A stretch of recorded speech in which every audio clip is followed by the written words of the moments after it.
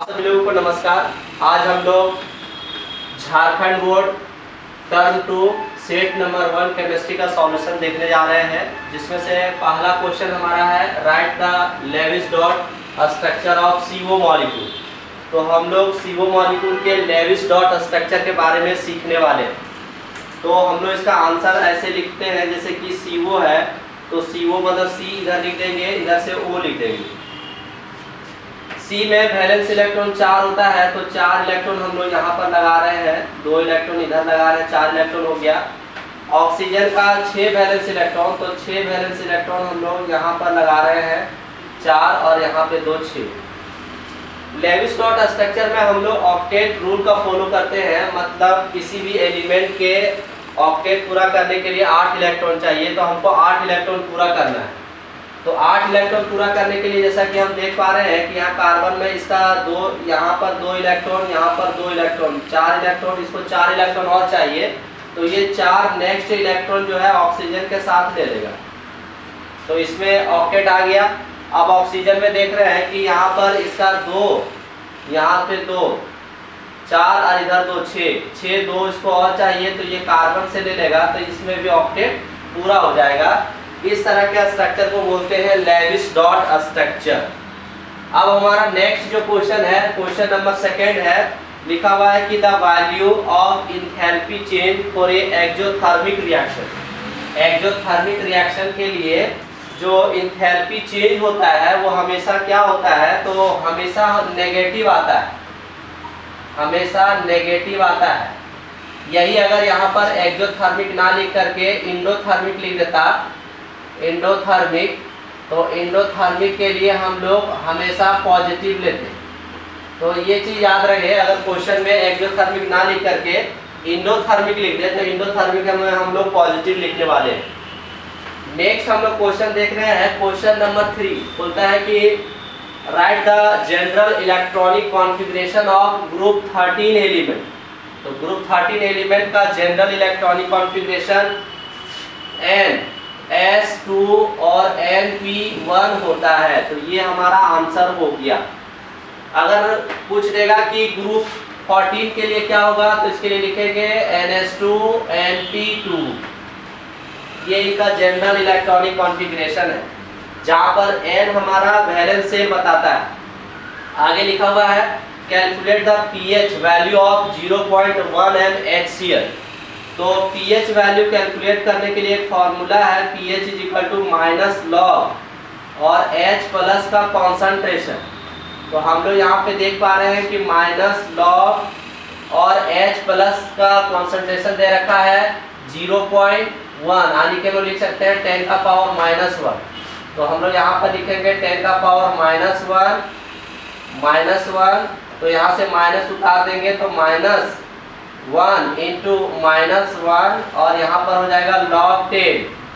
तो minus minus plus हो जाएगा और log 10, log 10 का वैल्यू 1 होता है, यानी कि इनका जो pH का आंसर होगा वो 1 होगा।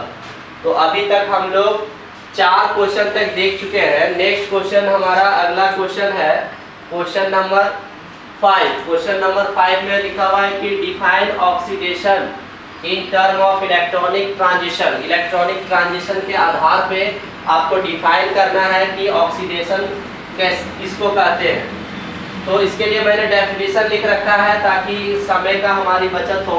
तो वहाँ पे लिखा हुआ है the loss of electron by the substance. अगर कोई सबस्टांस इलेक्ट्रॉन का लॉस कर रहा होगा तो ऑक्सीडेशन कहलाएगा।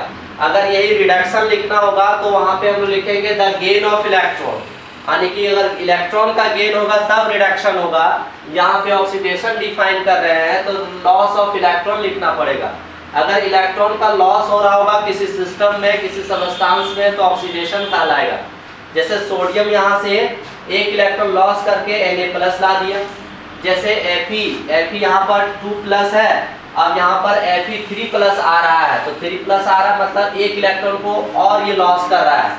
नेक्स्ट हम लोग देख रहे हैं यहाँ पर Mg है और Mg से चला आया है Mg2+, यानी कि इसने 2 इलेक्ट्रॉन का लॉस किया है। तो अगर इलेक्ट्रॉन का लॉस होता है तो इस तरह के प्रोसेस का नाम है ऑक्सीडेशन। अब हम लोग क्वेश्चन नंबर 6 देखने वाले हैं। क्वेश्चन नंबर 6 है कि write the UPSC name of following organic compound. तो ऑर्गेनिक कंपाउंड के नेम लिखने के लिए कुछ रूल है। सबसे पहले हम लोग पेरेंट चेन को सेलेक्ट करते हैं। यहाँ पे उतना डिटेल नहीं कर पाएंगे, हम लोग देखने जा रहे हैं कि यहाँ पे नंबरिंग जब कर रहे हैं तो डबल बॉन्ड भी आया हुआ है, तो ध्यान देना पड़ेगा कि डबल बॉन्ड किधर से नजदीक होगा उधर से नंबरिंग करेंगे। अभी हमारा राइट साइड से नजदीक हो रहा है तो हम लोग इधर से नंबरिंग कर रहे हैं। तो नंबरिंग करने के बाद हम देख रहे हैं कि 3 पोजीशन पे मिथाइल आ रहा है, तो लिखेंगे 3 मिथाइल। और 3 मिथाइल लिखने के बाद हम देख रहे हैं कि पेरेंट चेन 5 तक गया है, तो 5 के लिए हम लोग पेंट लिखते हैं। और डबल बॉन्ड 1 पर आया है तो लिखेंगे 1, और डबल बॉन्ड के लिए ENE, यानी कि 3 मिथाइल पेंट 1 इन। आगे लिखा हुआ है कि write the structure of cis isomer for but two yne. तो ब्यूट-टूइन ऐसे होता है, C डबल बॉन्ड C, और हम लोग क्या कर रहे हैं, H लगा रहे हैं, यहाँ पर लगा रहे हैं CH3, और यहाँ पे लगा रहे हैं H, यहाँ पे लगा रहे हैं CH3। हम चाहें तो इस CH3 को ऊपर भी लिख सकते हैं और इस CH3 को ऊपर लिख सकते हैं। मतलब सेम वाला ग्रुप जो होगा, ये जो ग्रुप देख रहे हैं सेम वाला ग्रुप, यानी यहाँ H है तो यहाँ भी H, जब सेम ग्रुप एक साइड में होगा तो इस तरह के आइसोमर का नाम होगा सीस। और अगर हम लोग उल्टा कर देंगे, जैसे कि यहाँ पर डबल बॉन्ड ऐसे लिख रहे हैं, एक साइड मैंने H लिखा, एक साइड मैंने CH3 लिखा, और अगर इधर H ना लिख करके CH3 लिख देते हैं और इधर H लिख देते हैं, तो इस तरह का सिस्टम का नाम हो जाता है ट्रांस। तो अगर सेम ग्रुप एक साइड में रहेगा तो उसको सीस बोलेंगे, और अगर ग्रुप जो है अलग अलग साइड में होने लगेगा सेम ग्रुप, तो इसको हम लोग ट्रांस बोलेंगे। अब अगला क्वेश्चन हम लोग देखने वाले हैं, क्वेश्चन सेक्शन बी में हम लोग देखने वाले हैं क्वेश्चन नंबर 8। तो क्वेश्चन नंबर 8 में है कि आपको डेल्टा H और डेल्टा U के बीच में रिलेशन डिराइव करना है, जिसके लिए हम लोग कुछ लैंग्वेज लिख रखे हैं कि let us consider the transformation of gaseous system A into gaseous system B at a constant pressure and temperature. Pressure और टेम्परेचर यहाँ पे कांस्टेंट है, हम लोग गैसियस सिस्टम A ले रहे हैं, गैसियस सिस्टम B ले रहे हैं। इसके लिए प्रेशर P है तो यहाँ भी प्रेशर P होगा चूंकि प्रेशर कांस्टेंट है, और टेम्परेचर यहाँ T है तो यहाँ भी T होगा चूंकि यहाँ पर टेम्परेचर भी कांस्टेंट है। और वॉल्यूम के बारे में जिक्र नहीं, मतलब वॉल्यूम वेरिएबल है, तो यहाँ V1 ले रहे हैं तो यहाँ V2 लेंगे, और नंबर ऑफ मोल्स यहाँ N1 लेंगे तो यहाँ पर N2 होगा। अब हम लोग इसी के आगे जारी देख रहे हैं हम लोग, जैसे आइडियल गैस में हम लोग पढ़ते हैं, we know that ideal gas में पढ़ते हैं कि PV = nRT होता है। हम लोग देख रहे हैं 4 गैस A के लिए, यानी गैसियस सिस्टम A के लिए, तो लिख सकते हैं कि PV1 = N1RT, क्वेश्चन नंबर 1। फिर इसी तरह से हम लोग गैसियस सिस्टम यानी गैस B के लिए अगर हम देखेंगे तो हो जाएगा PV2 = N2RT, क्वेश्चन नंबर 2। अब हम लोग लिख रहे हैं कि इक्वेशन 2 - 1 यानी कि PV2 - PV1 = N2RT - N1RT। यहाँ से हम लोग कॉमन ले सकते हैं PV2 - V1, और यहाँ से N2 - N1RT। तो यहाँ पर हो जाएगा P delta V = delta NGRT, equation number 3। अब हम लोग आगे देख रहे हैं इक्वेशन में, इक्वेशन ये 3rd है, आगे लिख रहे हैं वी नो दैट। फिर से हम लोग कुछ चीज लिखना चाह रहे हैं, we know that delta H = delta U + P delta V, equation number 4। अब इक्वेशन 3 और 4 से क्या लिख सकते हैं, फ्रॉम इक्वेशंस 3 and 4। तो 3 and 4 से हो जाएगा delta H = delta U plus, यहाँ पर यहाँ पर P डेल्टा V के जगह पे हम लोग लिख सकते हैं डेल्टा NGRT। तो यहाँ पर लिखेंगे डेल्टा NGRT, ये हमारा फाइनल इक्वेशन होगा, यही डिराइव करना। अब हम लोग आगे देखते हैं और क्वेश्चन नंबर एक हमारा क्वेश्चन है विच आउट ऑफ NH3 और NF3 has highest dipole moment, मतलब डायपोल मोमेंट पता लगा। तो जैसा कि हम लोग देख पा रहे हैं कि NH3 का स्ट्रक्चर हमारा ट्रायंगुलर पिरामिडल है और NF3 का स्ट्रक्चर भी ट्रायंगुलर पिरामिडल ही है। हम लोग ये देख रहे हैं कि चूंकि नाइट्रोजन में इलेक्ट्रोनेगेटिविटी ज़्यादा है हाइड्रोजन की तुलना में, तो इसका वेक्टर नाइट्रोजन की तरफ वर्क कर रहा है। ऐसा तीन वेक्टर नाइट्रोजन की तरफ वर्क कर रहा है और लोन पेयर का वेक्टर ऊपर वर्क कर रहा है। तो रिजल्टेंट वेक्टर हम लोग यहाँ पे लिखे हैं कि ये हमारा रिजल्टेंट वेक्टर हो जा रहा है। यहाँ पर चूंकि फ्लोरीन ज़्यादा इलेक्ट्रोनेगेटिव है इसलिए अपने तरफ वेक्टर इसमें काम कर रहा है और तीनों इधर फ्लोरीन की तरफ भी काम कर रहा है और एक वेक्टर ऊपर काम कर रहा है। तो नेट वेक्टर में यहाँ पर नीचे हम लोग दिखाई हुआ है कि नेट रिजल्टेंट वेक्टर थोड़ा सा हुआ है। अब हम लोग आगे इसी को एक्सप्लेन कर रहे हैं। तो आगे लिखा हुआ है कि बोथ NH3 एंड NF3 है ट्रायंगुलर पिरामिडल स्ट्रक्चर, दोनों का ट्रायंगुलर पिरामिडल स्ट्रक्चर है, बट NH3 है highest dipole moment than NF3 because ऐसा इसलिए है क्योंकि in NH3 dipole factor are in the same direction. तो NH3 में क्या हो रहा है कि डायपोल फैक्टर एक ही डायरेक्शन में हो जाने के कारण इसका डायपोल मोमेंट ज़्यादा है। आगे लिखा हुआ क्वेश्चन नंबर 10। क्वेश्चन नंबर 10 में है कि define acid and base according to Arrhenius. तो आर्हेनियस के अनुसार हम लोग को एसिड और बेस को डिफाइन करना। तो एसिड किसको कहते हैं आर्हेनियस के अनुसार? Any substance which gives H+ ion when dissolve in water. जब पानी में डुबा देते हैं किसी सबस्टांस को और H+ आयन वो अगर प्रोड्यूस कर रहा है तो उस तरह के सबस्टांस को लोग एसिड बोलते हैं अकॉर्डिंग टू आर्हेनियस। तो यहाँ पर HCl को वाटर में डुबाएं तो H+ और Cl- देने लग गया, इसका मतलब HCl यहाँ एसिड का तरह वर्क कर रहा है। HNO3 को वाटर में डुबाया तो H+ और NO3- देने लग गया, मतलब H+ दे रहा है। तो हम लोग बोलेंगे कि HNO3 हमारा एज ए एसिड वर्क कर रहा है। बेस किनको कहते हैं? Any substance which gives OH- ion when dissolve in water. जब पानी में हम लोग डुबाते हैं किसी सबस्टांस को और OH- आयन अगर दे रहा होगा तो हम लोग बोलेंगे कि बेस है। जैसे NaOH को वाटर में मैंने डुबाया तो Na+ और OH- देने लग गया, यानी कि OH- दे रहा है, तो हम लोग बोल सकते हैं कि NaOH हमारा बेस है। इसी तरह से KOH क्या कर रहा है? OH- दे रहा है, तो हम लोग कहेंगे कि KOH भी हमारा क्या है? बेस है अकॉर्डिंग टू आर्हेनियस। आगे लिखा हुआ है कि एक्सप्लेन द फॉलोइंग। कुछ चीजें लिखी हुई है 3 पॉइंट जिसको एक्सप्लेन करना है। पहला PH2 is more acidic than PX4। दूसरा carbon shows catenation property but lead does not. आगे लिखा हुआ है graphite is used as lubricant. तो पहला का आंसर है कि द ऑक्सीडेशन OS मतलब oxidation state, the oxidation state of PP is +2 in PH2 और +4 in PBX4।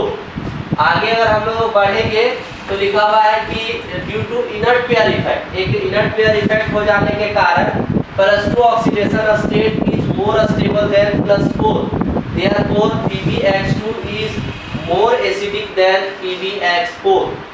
B number question है कि carbon is small and high electronegative than PP। Carbon का एटम स्मॉल भी है और इसकी इलेक्ट्रोनेगेटिविटी भी ज्यादा है किसके तुलना में? PP की तुलना में, लेड की तुलना में। That's why carbon shows catenation property but lead does not.